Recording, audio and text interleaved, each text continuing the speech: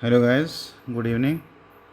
देखिए, अभी अभी MOIL का एग्ज़ाम हुआ है 3 अप्रैल को। ये मतलब उसका मेमोरी बेस्ड क्वेश्चन और जो कैंडिडेट ने रिव्यू दिया है उसके रिगार्डिंग मैं ये वीडियो बना रहा हूँ।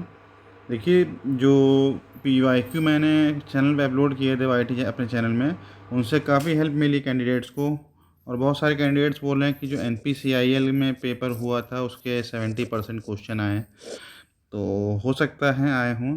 इसके अलावा न्यू लेबर के कोड से पता चला कोई क्वेश्चन नहीं आया है। और basically ID act, trade union act से क्वेश्चन वगैरह आया है, स्टैंडिंग ऑर्डर एक्ट से आया है। और रीजनिंग में सिटिंग अरेंजमेंट आया है, सिलॉक्स आया है, वर्ड। और आपका इंग्लिश में वर्ड अरेंज में इंग्लिश में आपका जो आया है एरर करेक्शन के क्वेश्चंस वगैरह आए हैं। और इसके अलावा जैसे जैसे KT थॉमस का कोई क्वेश्चन आया है, पद्म विभूषण, वो किस एरिया से थे, वो जज थे, इस तरीके से कोई क्वेश्चन आया था।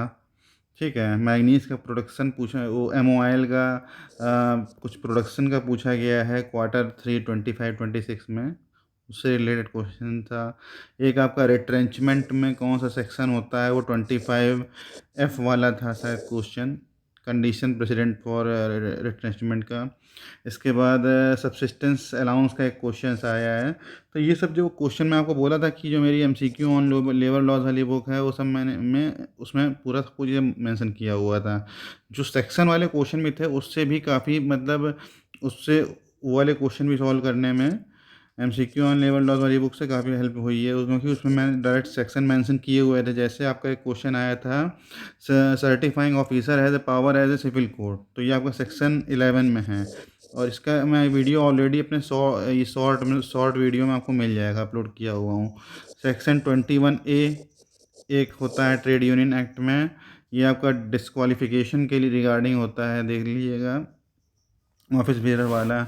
ये भी क्वेश्चन आया था। ठीक है, इसके बाद डिसोल्यूशन ऑफ ट्रेड यूनियन में हाउ मैनी मेंबर साइन करते हैं, क्वेश्चन ऐसा आया था। 7 क्वेश्चन होते हैं, 7 मेंबर्स होते हैं। एक HRM मॉडल से था, एक वर्क कमेटी से क्वेश्चन आया था।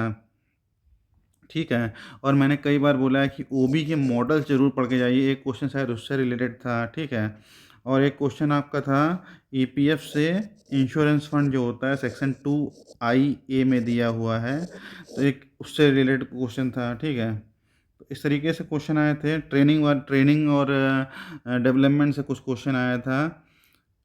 और एक क्वेश्चन था जॉब इवैल्यूएशन का, कुछ क्वेश्चन था रैंकिंग ऑफ जॉब। ठीक है, तो इस तरीके से क्वेश्चन आए थे। बेसिकली लेबर लॉस, जहाँ तक मुझे पता चला है, काफ़ी कुछ आया है। और एक क्वेश्चन आया था किसी चीज़ का, स्मृति मंधाना से रिलेटेड था। मिस यूनिवर्स एक क्वेश्चन उससे रिलेटेड था। और कॉन्स्टिट्यूशन से 3-4 क्वेश्चन आए थे, कुछ इमरजेंसी वगैरह का क्वेश्चन था। और सोशलिस्ट वर्ड किससे ऐड हुआ है, कौन से अमेंडमेंट से, तो कॉमन है 42 से। ठीक है, और प्रेसिडेंट रूल वगैरह, अपॉइंटमेंट ऑफ कॉन्सुलेशन ऑफिसर सेक्शन 4। तो इस तरीके से क्वेश्चन जो आए थे। और जो आपका पजल था, पजल आपका को डे बेस्ड था, और एक मतलब वेरिएबल था, इस तरीके से पजल था। तो पेपर ओवरऑल मॉडरेट था, तो एक तरीके से जो कट ऑफ हम लोग रेट कर सकते हैं 70 to 75 रहना चाहिए इसमें रिटन एग्ज़ाम में। और उसके बाद जब इंटरव्यू कॉल जिसको आएगा, तो आप मुझसे कनेक्ट कर सकते हैं। We will definitely conduct mock interview sessions for them.